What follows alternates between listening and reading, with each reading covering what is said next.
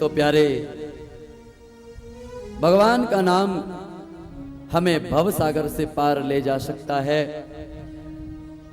जैसे भगवान के नाम के आधार पर ही सागर के उन विशाल लहरों के ऊपर भी उन पत्थरों से सेतु का निर्माण हो गया। और यदि वो भगवान के नाम का सहारा न होता, मेरे भैया जरा ध्यान दीजिए, यदि भगवान के नाम का सहारा न होता तो सागर पर पुल का एक ये सहारा न होता और अंत में परिणाम यह भी होता कि जानकी केवल और केवल लंका में होती। इसलिए प्यारे, ये एकदम पक्की बात है महाराज कि भगवान का नाम लेने वाला सदैव सुख में रहता है और उसके सारे दुख के बवंडर समाप्त हो जाते हैं। इसलिए आज इस भागवत कथा में संकल्प लें कि जीवन का आधार भगवान का नाम हमेशा हमारे जीवन में चलता रहेगा। प्यारे, आइए परम आदरणीय श्री सुखदेव जी महाराज राजा परीक्षित जी को श्रीमद् भागवत की इन दिव्य कथाओं के अंदर भगवत नाम की महिमा के बाद में भक्त प्रहलाद के जीवन चरित्र की कथा सुनाते हैं।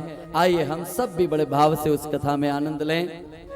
आप अपने मन में एक झांकी का निर्माण कीजिए कि श्री सुखदेव जी महाराज राजा परीक्षित जी को ये कथा शुक्रताल में, जहां एक सुंदर वटवृक्ष लगा हुआ है और संसार को तारने वाली माता भागीरथी गंगा का सुंदर प्रवाह जहां प्रवाहित हो रहा है और उसी के पावन शीतल छांव में वटवृक्ष के नीचे श्री सुखदेव जी महाराज बैठे और राजा परीक्षित बैठकर कथा श्रवण कर रहे हैं। आदरणीय श्री सुखदेव जी महाराज कहते हैं कि राजन, कश्यप महामुनि जी के दो पत्नियां दिति और अदिति महाराज, एक से दैत्य और एक से देवताओं का जन्म हुआ है। महाराज, सदैव दानव जो हैं वो परमात्मा को अपना बैरी मानते हैं और इन्हीं दैत्यों की वंश परंपरा में एक ऐसा भी राक्षस हुआ जिसका नाम हिरण्यकशिपु कहा गया। महाराज, हिरण्यकशिपु और उसका सगा भाई हिरण्याक्ष, ये दोनों ही भगवान के बैरी हैं। भगवान को अपना बैरी मानने वाले दोनों सदैव भगवान के और भगवान के नाम को अपने प्रतिकूल मानने वाले। एक ने पूरी पृथ्वी को चुराया और जाकर के समुद्र में अंदर पानी में पाताल में रख लिया। भगवान ने उस समय एक अवतार लेकर और उस राक्षस हिरण्याक्ष का वध किया। हिरण्याक्ष के मृत्यु के बाद में हिरण्यकशिपु के मन में भगवान के बैर में और वृद्धि हो गई और वो मन में विचार करने लगा कि मुझे एक ऐसी शक्ति अर्जित करनी है कि मैं उस जगत के परमात्मा जो सर्वशक्तिमान है उसको मैं परास्त कर सकूं और सारे देवताओं का वो कार्य सिद्ध करने वाले परमात्मा को मैं जीत सकूं। इस भाव से हिरण्यकशिपु एक बार मन में यह विचार करता है कि शक्ति तो तभी प्राप्त होगी जब मैं तपस्या करूंगा। तो अपनी पत्नी कयाधु से चर्चा करता है और कयाधु से आज्ञा लेकर के और तपस्या के लिए जंगल में जाकर के जब हिरण्यकशिपु खड़ा हुआ तो महाराज उस समय हिरण्यकशिपु ने ब्रह्मा की आराधना किया।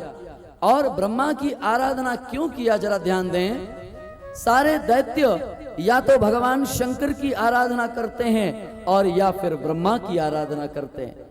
क्यों? क्योंकि भगवान श्री शंकर महादेव ये सदैव अपने निज आनंद में डूबे रहते हैं। भक्त ने क्या मांगा विशेष ध्यान नहीं देते, बस एक बार मांगा और उसी क्षण उसको वो चीज प्रदान कर दिया। ये हमारे भोले बाबा का भाव है, इसीलिए लोग उन्हें भोला शंकर कहते हैं। और आई बात अगर ब्रह्मा की, तो ब्रह्मा सबसे प्राचीन है, सबसे वृद्ध हैं, वयोवृद्ध हैं। इसलिए राक्षस लोग ब्रह्मा की उपासना करते हैं, क्योंकि ब्रह्मा के पास में ज्यादा कुछ विचार करने की आदत नहीं है। जैसे ही भगत ने मांगा वैसे ही बिना विचार किए उसकी तपस्या पर प्रसन्न होकर उसको वो वर प्रदान कर देते हैं। परंतु भगवान विष्णु की आराधना करने वाले को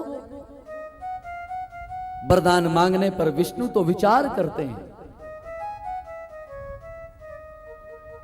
और प्यारे, आज हिरण्यकश्यप ने अपने भाई हिरण्याक्ष के मृत्यु के बाद में उस परमात्मा से बैर का भाव और ज्यादा प्रगाढ़ करके उन परमात्मा को परास्त कर संपूर्ण सत्ता का एक छत्र साम्राज्य प्राप्त करने के उद्देश्य से ब्रह्मा की आराधना जंगल में जाकर के शुरू कर दी। और जैसे ही एक पेड़ के नीचे खड़े होकर के उसने ब्रह्मा का स्मरण किया, ओम ब्रह्मणे नमः, ओम ब्रह्मणे नमः, ओम ब्रह्मणे नमः, जैसे ही इस महामंत्र का जप किया तो महाराज उसी समय भगवान ने सोचा कि अरे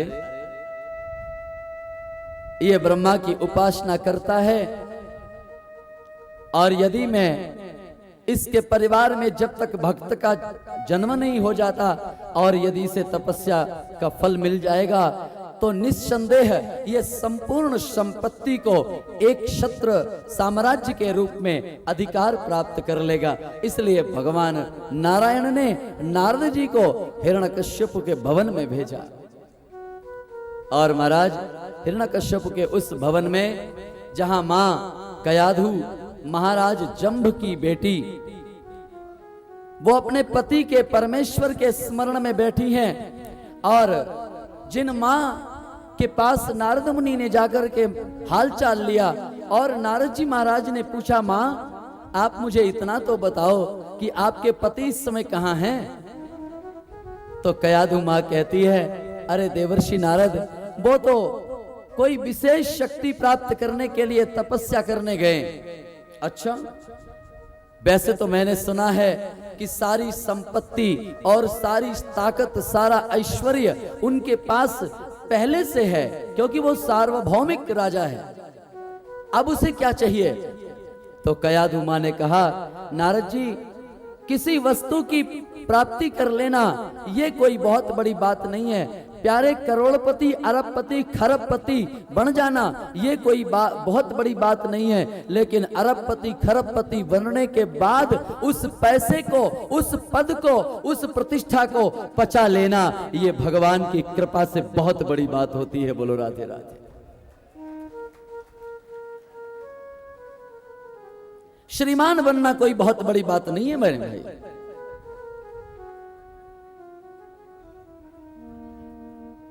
क्योंकि संतों ने एक बहुत बड़ी बात कही है कि प्रयत्नेन ही सिद्ध्यन्ति कार्याणि च मनोरथैः। सही दिशा में किए गए प्रयास से कोई भी व्यक्ति गाड़ी घोड़े, नौकर चाकर, बंगले, कपड़े लत्ते, सोना चांदी, गहने बना सकता है, परंतु उसको पहनने और उसको पाकर उसका उपभोग करके, उसका उपयोग करते करते अभिमान से दूर रहना ये सबके बस की बात नहीं होती महाराज। वो वही कर पाते हैं जिन पर परमात्मा की विशेष कृपा होती है। तो प्यारे, कयाधु मां ने कहा कि जो संपत्ति प्राप्त हुई है उसको लॉन्ग टाइम अपने पास बरकरार रखने के लिए, अपने पास उसे स्थित रखने के लिए, उसी के साथ जीने के लिए, उसके संपत्ति में सामंजस्य करने के लिए हमारे पति इस समय तपस्या कर रहे हैं। अच्छा, देवर्षि नारद कहते हैं, मां लेकिन एक बात बताऊं, आपके जितने बच्चे हैं आपकी आज्ञा मानते हैं? मां जैसे ही ये बात सुनती है तो मेरे भाई जरा समझिएगा इस बिंदु को। जैसे ही नारद जी ने इस दुखती हुई नस को स्पर्श किया, कयाधु मां की आंखें सजल हो गईं। मां रो पड़ी, नारद जी, बाबा बस मेरे जीवन का यही तो तकलीफ का मूल कारण है कि मैं तीन पुत्र हैं मेरे, एक बेटी भी है, लेकिन ये इतनी 4 संतानों के बाद भी मेरी संतानें मेरी आज्ञा नहीं मानती, और संतान यदि माँ बाप की आज्ञा नहीं मानती, ये माँ बाप का सबसे बड़ा दुर्भाग्य है मेरे भाई बहनों। इससे बड़ा दुर्भाग्य और कुछ नहीं हो सकता। माँ बाप की आज्ञा मानने वाला, माँ बाप की भावनाओं को समझने वाला बेटा ही सच्चा बेटा होता है मेरे भाई, वही सच्चा सपूत कहलाता है। आज मां कयाधु को जैसे ही पूछा क्या तुम्हारे बच्चे आपकी आज्ञा मानते हैं, रोने लग गए। नहीं, यही दुख है। तो बोले मां, यदि अब आपको एक कोई ऐसा बेटा मिल जाए जो सदैव तुम्हारी आज्ञा माने, तुम्हारी भावनाओं को समझे, तो क्या आप फिर से मां बनना चाहोगी? आहा। कयाधु मां कहती है, नारद जी, मां जब भी कभी गर्भ को धारण करती है ना, तो वो यही सोचती है 9 महीने तक कि जिस बच्चे को मैंने पेट में रखा है यह मेरा आज्ञाकारी पुत्र ही होगा।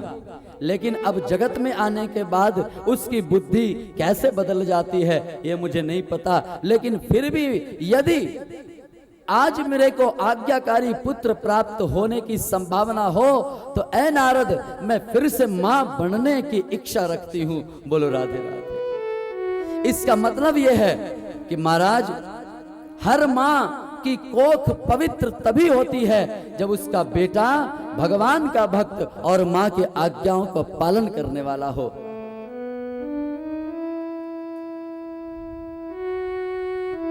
मानस में परमादरणीय श्री गोस्वामी जी बाबा ने बड़ी सुंदर भावना से ये चौपाई लिखी है कि पुत्रवती युवती जग सोई, रघुपति भगत जास सुत होई।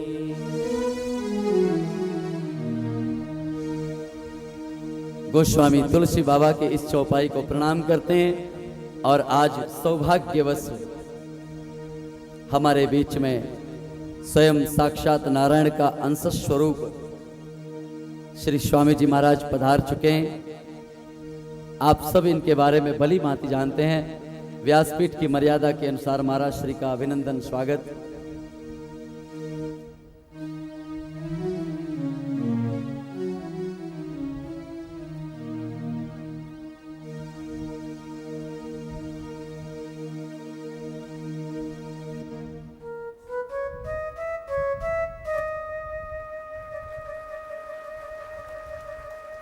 जय गौ माता, जय गोपाल। जैसा कि आप सभी को ज्ञात हो चुका है कि हमारे बीच श्री श्री 1008 महामंडलेश्वर स्वामी कुशाल गिरी जी महाराज, जो कि श्री कृष्ण गोपाल गौ सेवा समिति नागौर के संस्थापक है, हमारे बीच उनका आगमन हो चुका है। अब मैं श्री गोपाल जी व श्री सुशील जी कर्णाणी से निवेदन करूंगा कि कृपया मंच पर आए व स्वामी जी का श्रीफल व शॉल ओढ़ा के उनका अभिनंदन करें।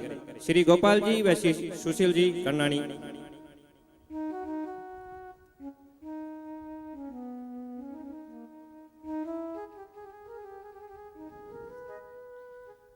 श्री स्वामी जी नागौर में एक गौशाला चिकित्सालय चलाते हैं, जो कि भारत का प्रथम गौ चिकित्सालय माना जाता है, जिसमें अपाहिज, लूली लंगड़ी गायों का इलाज होता है अति अत्याधुनिक मशीनों से। मैं श्री गोपाल जी से अनुरोध करूंगा कि वो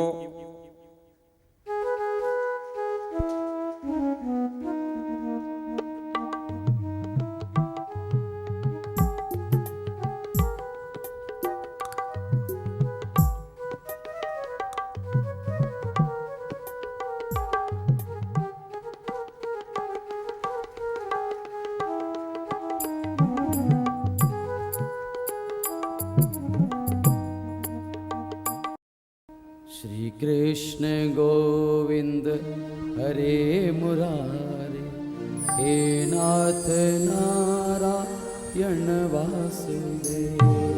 श्री कृष्ण गोविंद हरे मुरारे, हे नाथ नारायण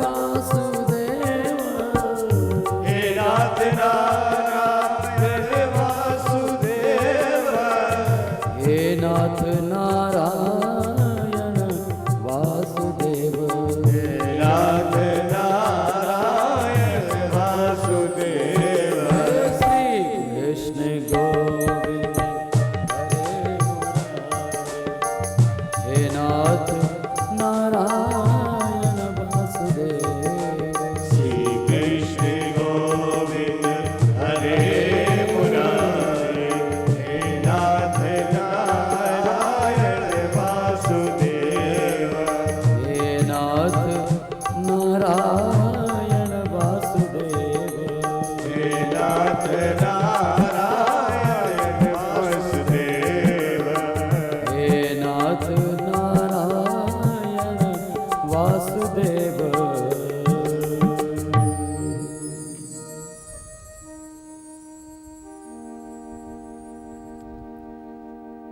भगवान के प्यारे वैष्णवजनों,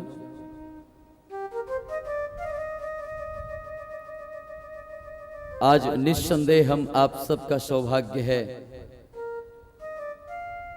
संतों ने और महापुरुषों ने एक बात बहुत अच्छी कही है कि जब किसी कार्यक्रम में या धार्मिक आयोजन में या सामाजिक किसी आयोजन में जब संत कृपा करके दर्शन दे देते हैं तो वो आयोजन अपने आप में पूर्ण हो जाता है। आज ऐसे भगवत परायण और गो भक्ति से परिपूर्ण शराबोर महाराज श्री ने इस भागवत कथा के अंदर हिमटसर की पावन भूमि में निर्मित इस धर्म मंच पर व्यासपीठ पर दर्शन देकर केवल और केवल आप सबको ही नहीं बल्कि विश्व के हरेक वैष्णव को आप श्री ने धन्य कर दिया है। मैं व्यासपीठ की मर्यादा के साथ नमन करता हूं और समस्त गौ माता को प्रणाम करता हूं।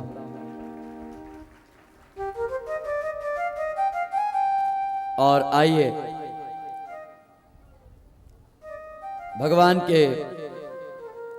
की इस परम दिव्य श्रीमद् भागवत महापुराण की कृष्ण लीलामृत का अब पुनः अवगाहन करें। महाराज श्री का आगमन हुआ उस समय हम लोग नारद जी महाराज की चर्चा मां कयाधु से हो रही थी और मां एक बात कह रही थी कि नारद जी, यदि भगवान का साधक भक्त मुझे पुत्र के रूप में प्राप्त हो तो मैं फिर से मां बनने को तैयार हूं।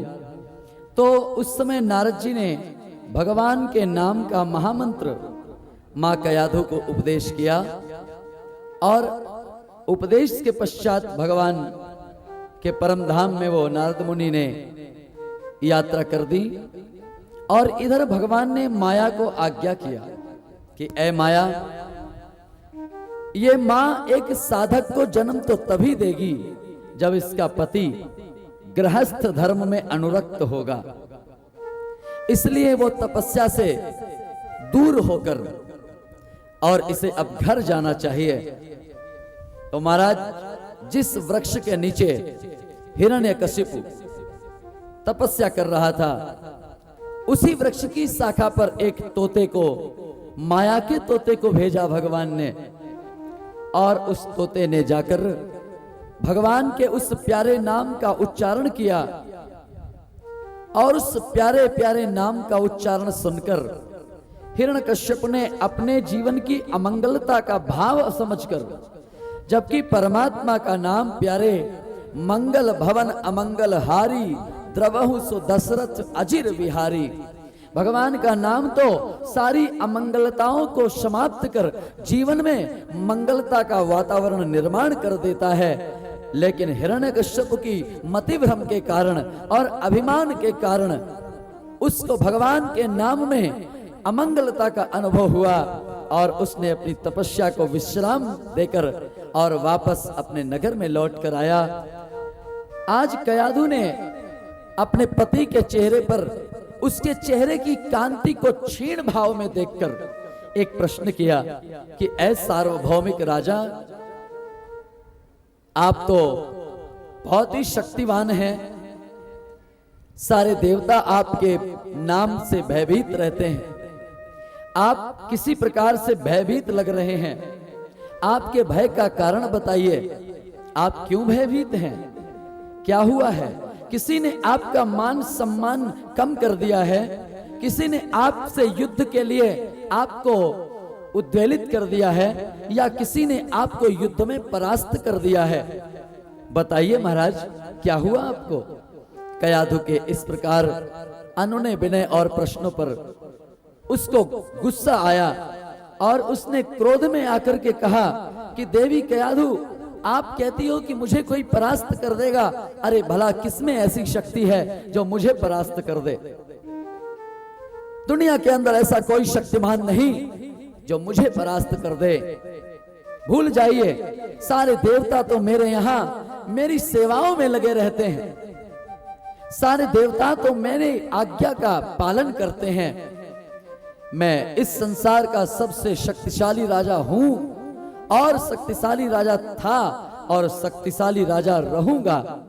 भूतो ना भविष्यति, मेरे जैसा ना तो था, ना है और ना ही होगा। ये अभिमानी का सबसे बड़ा परिचय है।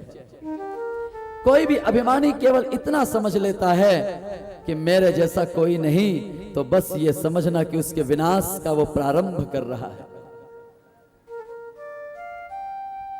परमात्मा ने इस संसार में महाराज कई समताएं बनाई हैं। परमात्मा ने यहां इस संसार में कई समताएं बनाई हैं, और अगर समता किसी की नहीं है तो वो केवल परब्रह्म परमात्मा की है। उसकी कोई क्षमता नहीं है, उसका कोई पारावार नहीं है, उसकी कोई बराबरी नहीं है मेरे भाई बहनों। तो प्यारे, जब हिरण्यकश्यप से कयाधु ने पूछा, महाराज फिर आप बताइए ना, आपके चेहरे का प्रकाश कहां धूमिल हुआ, क्या हुआ आपको? तो बताया कि क्या बताऊं देवी, आज जब मैं तपस्या कर रहा था तो उस समय उस वृक्ष की शाखा पर एक तोते ने आकर के मुझे मेरे शत्रु का नाम सुना दिया, और मैंने शत्रु का नाम सुनकर तपस्या को विश्राम दे दिया देवी, क्योंकि मेरे दुश्मन का नाम एक तरफ लगातार मेरे कानों को परेशान कर रहा था, और दूसरी ओर मैं तपस्या में मन लगाऊं तो तपस्या में मन लगा नहीं।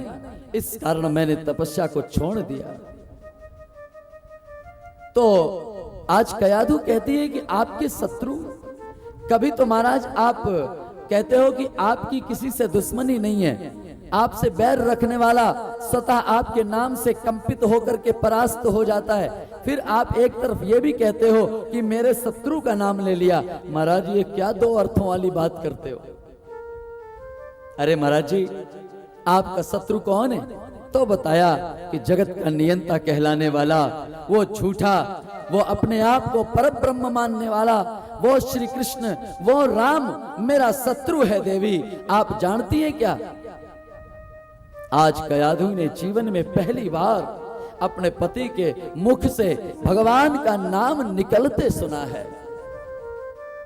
तो आज कयाधु बार बार कुछ अलग प्रकार का नाटक करने लगी। महाराज जी मैंने कुछ सुना नहीं, आपने क्या कहा?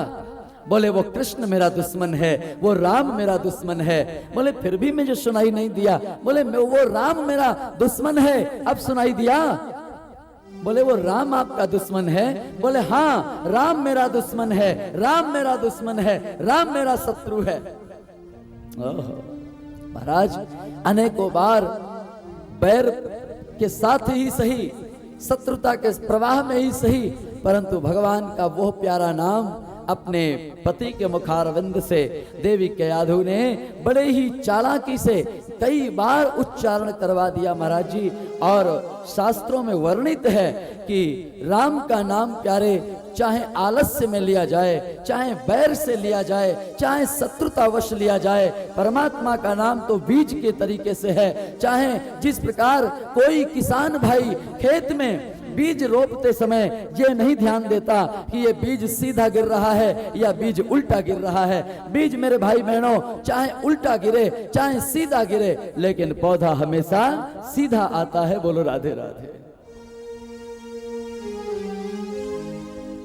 प्यारे उसी प्रकार भाव को भाव अनख आलस हूं, नाम जपत मंगल दिसि दस हूं। भगवान का नाम चाहे आलस्य से लिया जाए, बैर से लिया जाए, कपट से लिया जाए, मन से या बिना मन के भी लिया जाए, लेकिन परमात्मा का नाम यदि कोई जीव अपने मुखारविंद से लेता है तो शास्त्रों में वर्णन है और संतों की वाणी है, और यही एक सच्चाई है कि भगवान का नाम आपका येन केन प्रकारेण कल्याण ही करता है। इसलिए प्यारे, सदैव भगवान के नाम का आश्रय जीवन में अवश्य लेना चाहिए। प्यारे, और कयाधु मां बड़ी प्रसन्न हो गई। संसार के जीवन क्रम को बड़े प्यार से निर्वाह करती कयाधु मां, भगवान की कृपा से मां आज पुनः गर्भ धारण करती हैं, और मां के गर्भ में आज पति के मुखारविंद से निकले हुए भगवत नाम के प्रभाव के कारण आज मां के गर्भ में जो बालक आया मेरे भाई बहनों, वो तो भगवान का साधक भक्त ही आ गया है। तो प्यारे, यहां एक और बात ध्यान देनी पड़ेगी कि संतानोत्पत्ति कुल वृद्धि के समय यानी गर्भाधान संस्कार कहलाता है। गर्भाधान संस्कार के समय यदि हमारे आपके अभिभावकों को भगवान का स्मरण बना रहेगा, भगवान के चित्रों का भाव में दर्शन बना रहेगा, तो इसमें कोई दो राय नहीं है कि आने वाली संतति भगवत भक्त होगी। यहां कोई संशय नहीं है। बोलो राधे। प्यारे, आज हमारे आपके बच्चे हमारी आपकी आज्ञा की अवहेलना इसलिए करते हैं क्योंकि हम तो टीवी सीरियल कुमकुम का ध्यान करते हैं।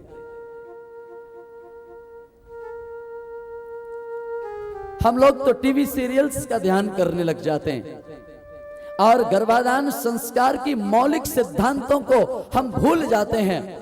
संसार के उन उपद्रवी भावनाओं से जुड़े रहते हैं और अनायास ही परमात्मा की व्यवस्था के अनुकूल गर्भाधान हो जाता है, और फिर हमारी संतति, इस भारतवर्ष की वो नवोदित संतति, इसीलिए संस्कारों से दूर रहती है। मेरे भाई बहनों, जरा याद कीजिए कि एक वो भी मां थी जब अर्जुन का पुत्र अभिमन्यु गर्भ में था, तो मां ने उस समय अर्जुन से निवेदन किया कि आप तो बहुत पराक्रमी वीर हैं, आप भारत के दिव्य योद्धा हैं, आप अपनी वीरता का और ऐसा कोई वीरता का चित्रण, कोई कथा कथानक मुझे सुनाइए, क्योंकि इस समय मेरे गर्भ में जो पल रहा बच्चा है, यदि वो वीरता की कथा सुनेगा तो निस्संदेह वो वीर ही होगा। और फल देखिए कि वो वीरता की कथा, वो चक्रव्यूह तोड़ने की कथा, वो सुनाते सुनाते अर्जुन उस बच्चे को पूरा चक्रव्यूह का ज्ञान गर्भ में ही प्रदान कर देते हैं महाराज। बस केवल एक व्यतिक्रम हुआ जिस समय वो 7 द्वारों की कथा, 7 द्वारों के तोड़ने की कथा सुना रहे थे महावीर अर्जुन। उस समय 7वें द्वार की तोड़ने की कथा श्रवण करते समय मां को नींद आ गई थी, इसलिए 7वें द्वार की तोड़ने की युक्ति उस अभिमन्यु को पता नहीं थी, और इसी कारण 6 द्वारों को तोड़कर महाभारत के इतिहास के पन्नों में अपना स्वर्णिम अक्षरों में नाम लिखा दिया। लेकिन 7वें द्वार में छल पूर्वक उन कौरवों ने उस अभिमन्यु को वीर गति प्रदान कर दी थी महाराज। तो कहने का अभिप्राय यह है कि गर्भ में जिस समय हमारे आपके संतति का लाभ प्राप्त होने की संभावना हमें आपको लगे, तो निश्चित रूप से उस समय कोई बीरबल अकबर की कथा नहीं, अरे हमारे वेदों और पुराणों, उपनिषदों और गाय माता की सेवा आदि की कथाएं उन्हें सुनाइए, ताकि गर्भ का बच्चा जब भारत का सवेरा देखे तो एक गौ भक्त के रूप में देखे, एक भगवत भक्त के रूप में देखे। प्यारे, आज जब कयाधु मां के गर्भ में बालक आया तो कयाधु मां बार बार वही बात रिट्रेस करती है कि आपके बैरी का नाम क्या था महाराज, मैं भूल गई। तो बार बार हिरण्यकश्यपु एक बात कहता है, देवी इस पता नहीं क्यों इधर इधर आपकी भूलने की आदत बहुत हो गई है, मुझे लगता है घर में नारद आ गया था क्या? बोले आपने कैसे जाना? बोले मुझे मालूम है, मुझे सब पता है कि ये आप बोल नहीं रहे हैं, मेरी जीवा को पवित्र करा रही हैं। सुन लिए, मेरे शत्रु का नाम तो वास्तव में राम है।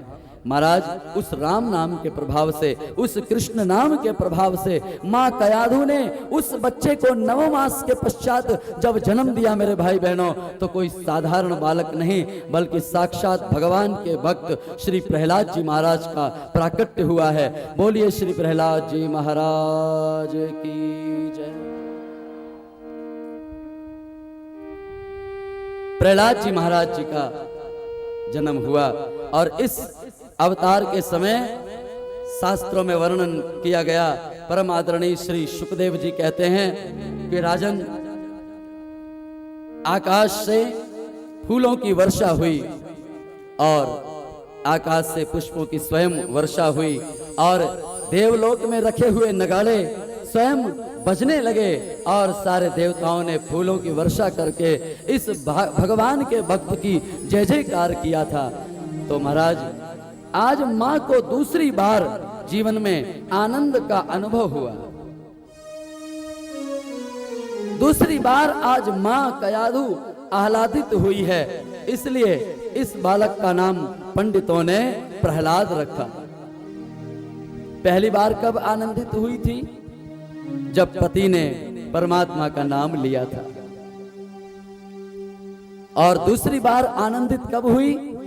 कि नारद जी के बताए हुए इस परम तपस्वी, परम तेजस्वी बालक का जन्म हो गया है महाराज। तो आज कयाधु मां बड़ी प्रसन्न है और प्रहलाद जी अपने पिता के घर में बढ़ने लगे और इधर हिरण्यकश्यपु ब्रह्मा की तपस्या करने के लिए चला गया। ब्रह्मा तपस्या से प्रसन्न हुए। वरम ब्रूहि, वरदान मांगो, क्या चाहिए? तो बस एक कामना जो संसार के अंदर आने वाले हर एक जीव की होती है। प्यारे, मैंने कहा था कथा के पहले दिन कि दुनिया में आने वाला मरने की इच्छा नहीं करता, वो दुनिया को छोड़ करके जाने की इच्छा नहीं करता। ये दुनिया में कितना भी कष्ट मिले पर दुनिया छूटती नहीं है।